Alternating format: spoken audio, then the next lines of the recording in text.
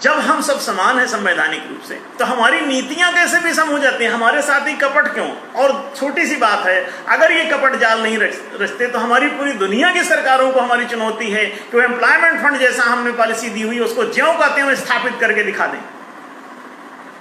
25% of total budget is required to be shifted into that employment fund, and if the employment fund is being established, there is no question of गरीबी, there is no question of बेरोजगारी, unemployment, सारे रास्ते खुले और हम लगातार सरकारों को दे रहे हैं। एक भी सरकार, एक भी स्टेट की सरकार, एक भी केंद्र की सरकार जो कोई भी इसे कर देगी, इस एम्प्लॉयमेंट फंड को स्थापित कर देगी, मजदूरी की दर ऑटोमेटिकली बढ़ जाएगी। अब आप सोचेंगे एम्प्लॉयमेंट फंड स्थापित करने से मजदूरी की दर का क्या संबंध है?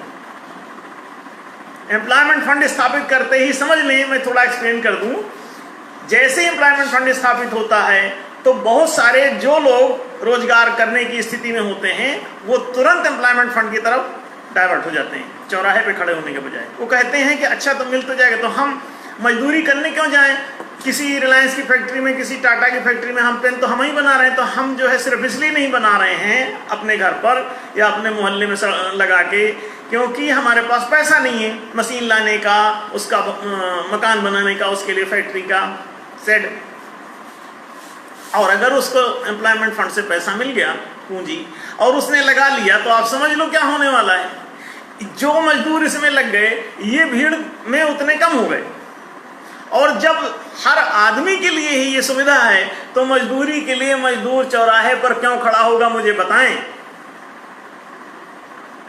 और जब मजदूर वहां पहुंचेगा नहीं तो मजदूरी की दर ऑटोमेटिकली ऊपर तरफ उछाला मारेगी। और कहां सेट होगी? जहां पे एक सेठ का इक्विलिब्रियम है, किसी बड़े आदमी का। और मैं आपको बता दूं वो क्राइटेरिया क्या होगा।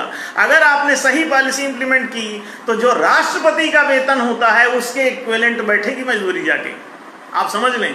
और राष्ट्रपति का वेतन अगर आपने बढ़ाया ऊपर तो ये भी सट से वहीं पहुंचेगी। ये आप करके देख लीजिए।